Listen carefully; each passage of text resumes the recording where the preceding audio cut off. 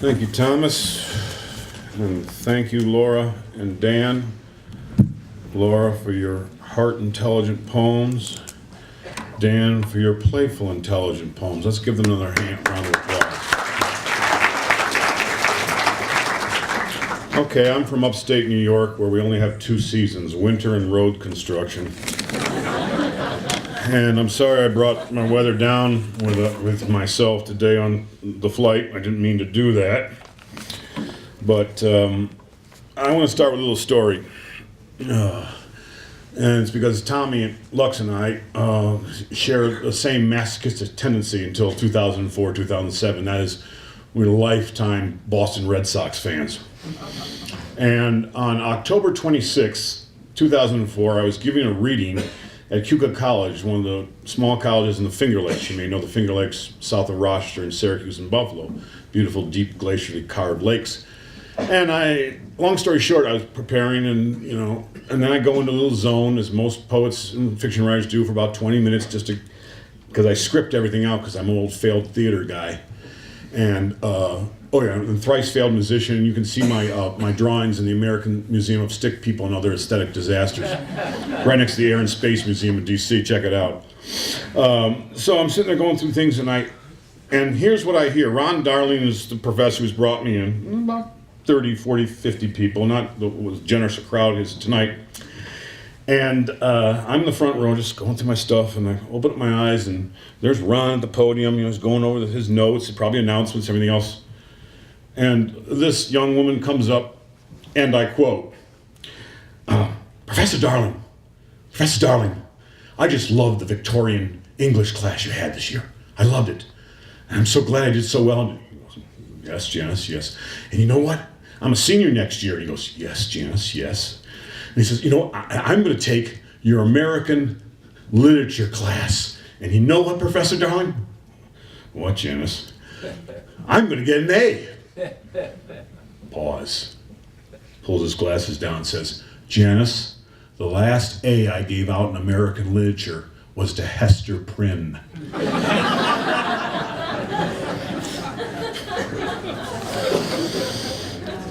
I didn't make that up. I make up a lot of crap in my poems and everything else. That was too good. I almost had to go to the bathroom right away after that one. That was just too, and she was flabbergasted and everything else. But why not? Let's see, where am I going now? Oh yeah, I'm going to I'm going to this. This is what I'm going to. This little thing, we see this, these things that are inseparable from us, I don't have an iPhone. I only fund 3 of them for my children. But I got the basic cell phone, the same thing. So I was thinking about this little ditty, okay? And you'll know the reference, of course. I hope it's archetypal. We all knew it as kids. It's a little poem called, and I don't have a landline, so I'm just making it up here. It's called In Defense of the Landline. This little cell phone squandered its minutes. This little cell phone drained its juice. This little cell phone roamed into a dead zone. This little cell phone jilted its texts. This little cell phone cried, beep, beep, beep, all the way home. By the way, I hope my poems mix some levity and gravitas and think and sing and think, but laughter is encouraged and welcomed. So please do. So back to Tommy and the Red Sox. A poem from my collection, Various Orbits. I don't write much about sports, though. I was a long-time athlete. But this little poem called Night Game. Night Game. Fat, blistered, weary. The moon is the best clutch hitter we've got. Everyone wants his autograph, a piece of his jersey. He just wants a shower and a good steak. Pitchers rarely fool him with their off-speed stuff. After a cold third strike, he never mopes or blames it on the stars. By the way, in 12th grade, and I was not much of a student at all in high school, college better, but not all, I did get one extra credit question right because my English teacher, who we did the Odyssey and Walden and The Way of All Flesh, said there are only 3 things that matter in American tradition: Americans' great gift to Western civilization: jazz, cowboys in the Western, and baseball. And it was late January 1981, and the extra credit question was this: when is the first day of spring? And everybody, including my girlfriend then, who was born on that day, said March 21st. And I wrote February 6th. And he said out loud, students, you won't believe it, but Sleeper here, Sleeper Ward in the corner, got it right. February 6th. I said, what do you mean February 6th? He said, it's the day pitchers and catchers report to spring training. So I think was this yesterday, by the way. Okay. Now, I'm going to read a few lapsed or loose sonnets. These are sonnets from my collection, Etceteris Mistress, my latest book. And what I'm doing with these is, I'm not afraid of narrative. I'm not tired of narrative, but I'm thinking more about how great art films, or Woody Allen films, to be more closer to home, have these wonderful jump cuts, and they move back and forth, which means the present melds with the future, and the present melds with the past, and the past melds with the future. And though I hope there is ultimately a cohesion by the end of these loose sonnets. They're 14 lines, but they don't rhyme at the end. They rhyme internally in slant rhymes. You know, I'm much more interested in slant rhymes. Like Emily Dickinson said, it's much more intriguing to rhyme life with shelf as opposed to life with strife. So I guess now I'm going to read this one for Dan, because of his little cockroach infatuation. There's a poem called Goldfinch Cockroach. Dan.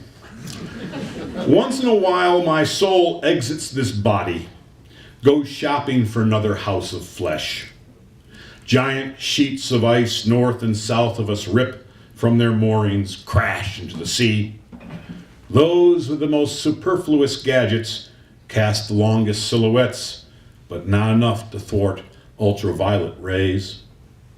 For $1, the drunk outside the corner bar will share fantastic tales from the captain of the ship in the bottle. Yes, that's correct. Goldfinches no longer visit our garden, and the cockroaches have a new king. My soul is a fickle shopper, rummaging through clearance sale bins. What you didn't do, what I did, at the end, all we can hope for are the right regrets. Now, as I mentioned, a lot of these things don't have direct narrative, but this one did, because I just love mob movies. I guess I'm American, all the way from Cagney to Edward Robinson, you know, De Niro, Pesci, the rest of them. I don't care. Jewish mob, Irish mob, Italian mob. In fact, there's a show on the History Channel called the Amish Mafia. Or the Amish, okay? And if you get caught by the Amish Mafia, you know what you have to do? You got to stay there a whole year and build all the barns you can, and as fast as possible. I'm not kidding. Amish Mafia. That's a very scary thing. Make you milk 1,000 cows. So this fiction came out of my sensibility of watching mob movies and reading some mob stories and whatnot. And it hinges on 2 words: actually, however. And if the protagonist reminds you of yourself, well, be very scared. Actually, however, he fell and fell hard, like his heart was a mob informant, and she the East River. Actually, he was a mob informant, the only way to advance his stalled career on the squad. She, however, was not the East River, but the black leather, blue-eyed mistress of Butch the Barracuda. I really like that one. Even my 12-year-old son liked that one. Butch the Barracuda. Few saltwater fish in the East River. However, there were plenty of decomposing informants. Even he knew that. Knew her mouth was moist as a June strawberry. Carton shipped from the docks, along with the guns and the crack. Actually, he had never kissed her, though he knew how succulent she would taste, especially at night along the shore of the East River.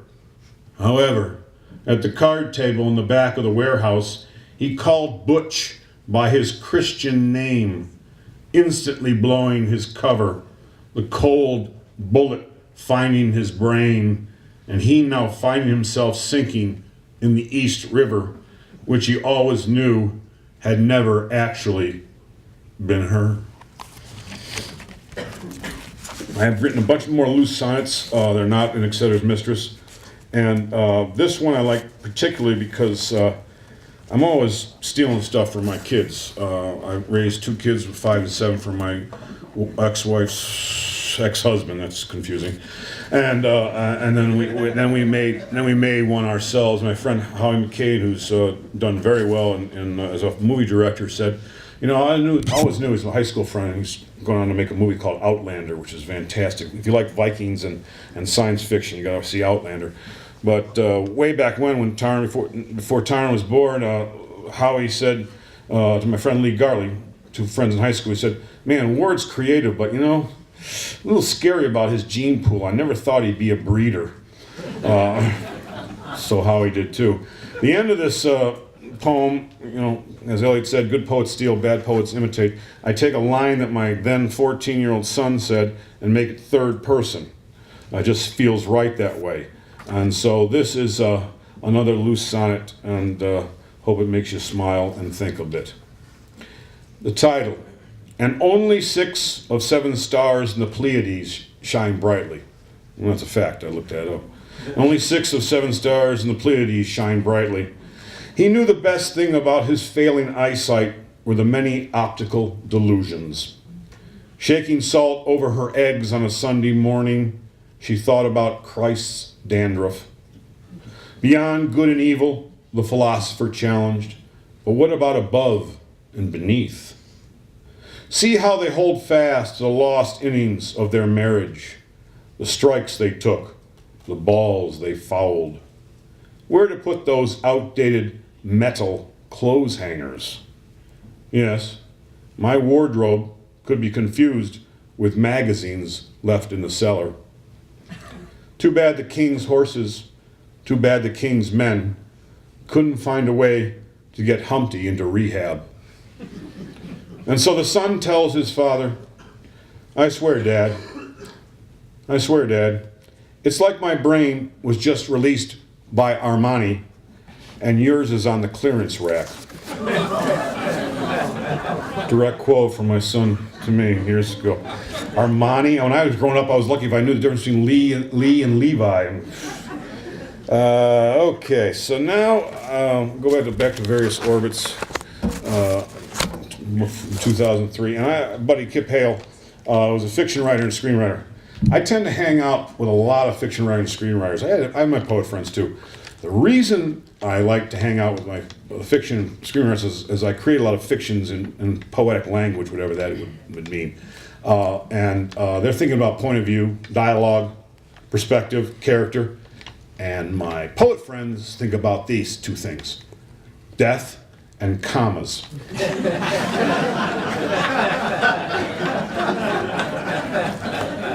So it'd be.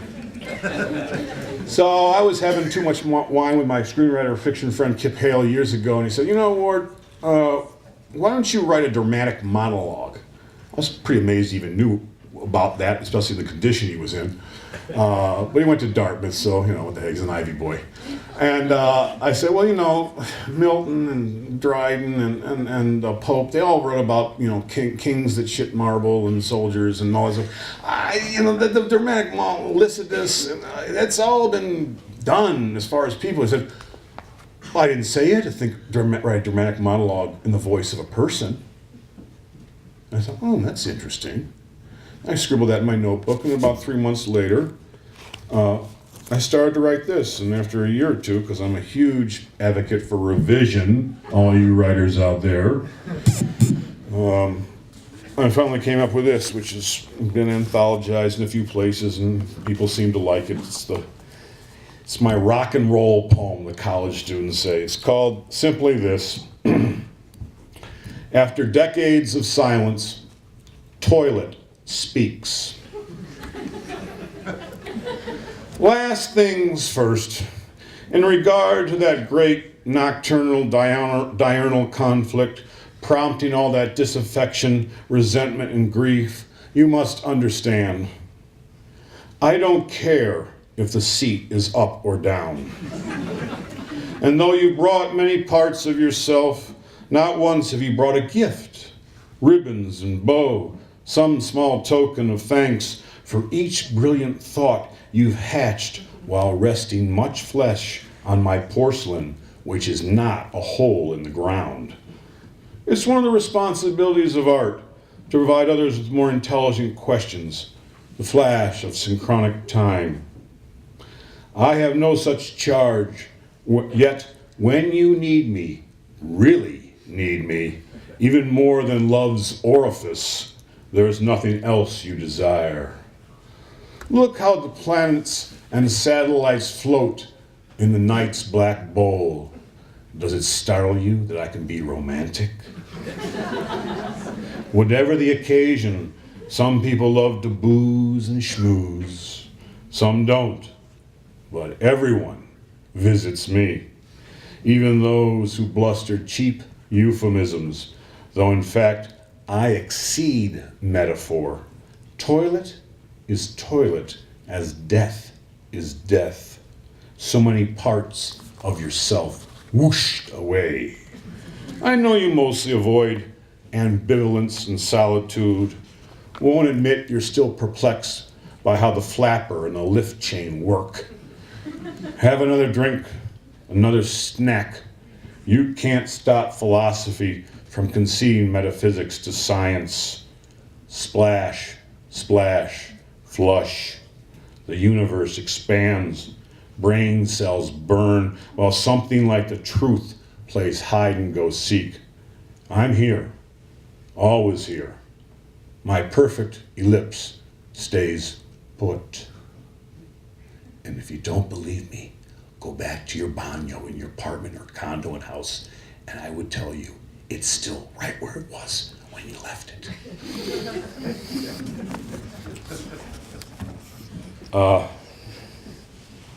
Thank you, Thomas.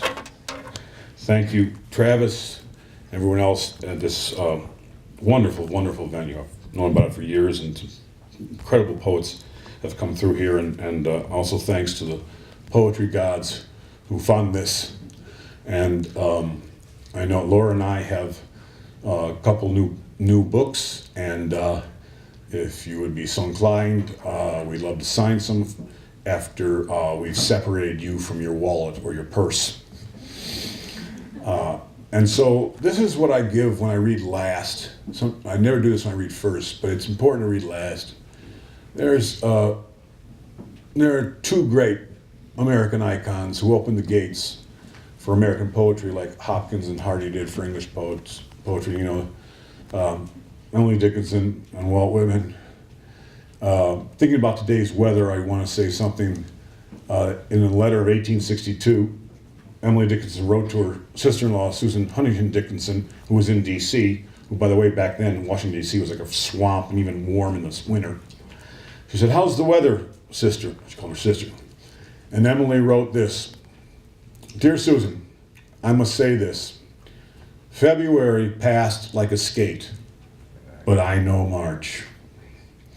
And we know March out in upstate, and I hope you don't have the March that we have up in March, the unseason. But to Uncle Walt Whitman, he has this prayer poem. So many of his lines and metaphors and images and intonations resonate, I think, even more the Old Testament than the New Testament. And here's a little poem, prayer blessing for all of us. Thank you so much for coming out tonight. It's amazing to see so many people here enjoying poetry. And here is the last 8 lines of A Clear Midnight by Walt Whitman. This is thy hour, O soul, thy free flight into the wordless, away from books, away from art, the day erased, the lesson done. Thee fully forth emerging, silent, gazing, pondering the themes thou lovest best: night, sleep, death, and the stars. Amen. Thank you.